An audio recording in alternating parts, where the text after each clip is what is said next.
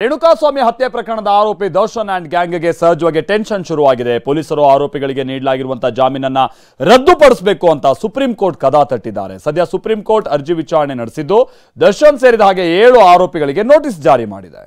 ಅಷ್ಟು ಸುಲಭದಲ್ಲಿ ಎಲ್ಲವೂ ಮುಗಿದು ಹೋಗುವುದಿಲ್ಲ. ಮಾಡಿದ್ದುಣ್ಣೋ ಮಹಾರಾಯ ಅನ್ನೋ ಗಾದೆ ಸುಮ್ನೆ ಸುಳ್ಳಾಗೋಕೆ ಸಾಧ್ಯವಿಲ್ಲ. ರೇಣುಕಾಸ್ವಾಮಿ ಹತ್ಯೆ ಪ್ರಕರಣದಲ್ಲಿ ಜೈಲು ಸೇರಿ ಕೊನೆಗೆ ಜಾಮೀನಿನ ಮೇಲೆ ಹೊರಗಿರುವ ದರ್ಶನ್ ಅಂಡ್ ಗ್ಯಾಂಗ್ಗೆ ಜಾಮೀನು ರದ್ದತಿಯ ಭೀತಿ ಅವರ ನಿದ್ದೆಗೆಡಿಸಿದೆ. ದರ್ಶನ್ ಅಂಡ್ ಗ್ಯಾಂಗ್ಗೆ ನೀಡಿರುವ ಜಾಮೀನು ಪ್ರಶ್ನಿಸಿ ಪೊಲೀಸರು ಮೇಲ್ಮನವಿ ಸಲ್ಲಿಸಿದ್ರು. ಮೇಲ್ಮನವಿ ವಿಚಾರಣೆ ಕೈಗೆತ್ತಿಕೊಂಡ supreme court Darshan, Pavithra Gowda, Nagaraju, Anukumar, Lakshman, Jagadish, ಪ್ರದೂಷ್ಗೆ notice ನೀಡಿದೆ.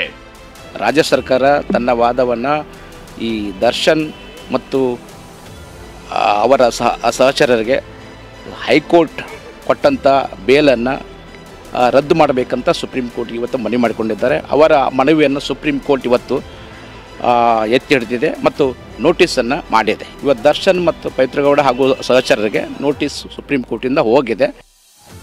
ದರ್ಶನ್ ಅಂಡ್ ಗ್ಯಾಂಗ್ಗೆ ನೀಡಿರುವ ಜಾಮೀನು ರದ್ದತಿಗೆ ರಾಜ್ಯ ಸರ್ಕಾರ 7 ಕಾರಣಗಳನ್ನು ನೀಡಿದೆ.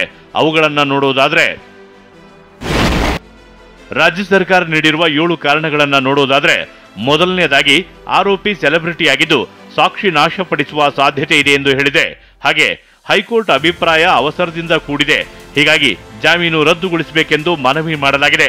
ಇನ್ನು ರೇಣುಕಾಸ್ವಾಮಿಯನ್ನ ಬಲವಂತವಾಗಿ ಕರ್ಕೊಂಡು ಬಂದಿರೋದು ಐಪಿಸಿ ಸೆಕ್ಷನ್ 364 ಅಡಿ ಅಪರಾಧವಾಗುತ್ತೆ.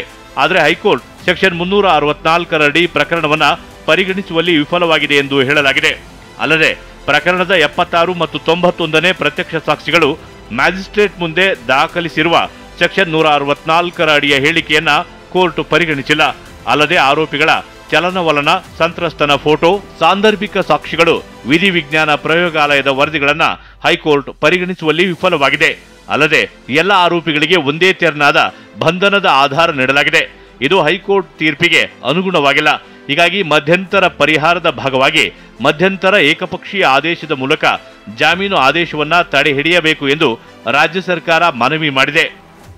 ಇದೆಲ್ಲದರ ನಡುವೆ ದರ್ಶನ್ ಗ್ಯಾಂಗ್ಗೆ ಟೆನ್ಷನ್ ಹೆಚ್ಚಾಗಿದೆ. ಪ್ರಕರಣದ A1 ಆರೋಪಿ ಪವಿತ್ರ ಗೌಡ ಸಂಕಷ್ಟದಿಂದ ಪಾರಾಗಲು ದೇವರ ಮೊರೆ ಹೋಗಿದ್ದಾರೆ. ಬನಶಂಕರಿ ದೇವಸ್ಥಾನ, ನಿಮಿಷಾಂಬ ಟೆಂಪಲ್ ನಂತರ ಇದೀಗ ಶಿರಡಿ ಸಾಯಿಬಾಬಾ ಮೊರೆ ಹೋಗಿದ್ದಾರೆ. ಪವಿತ್ರ ಗೌಡಗೆ ಸದ್ಯ ದೇವರು ಕರುಣೆ ತೋರ್ತಾನ ಕಾದು ನೋಡ್ಬೇಕಷ್ಟೇ. ಹರೀಶ್, TV9 ನವದೆಹಲಿ.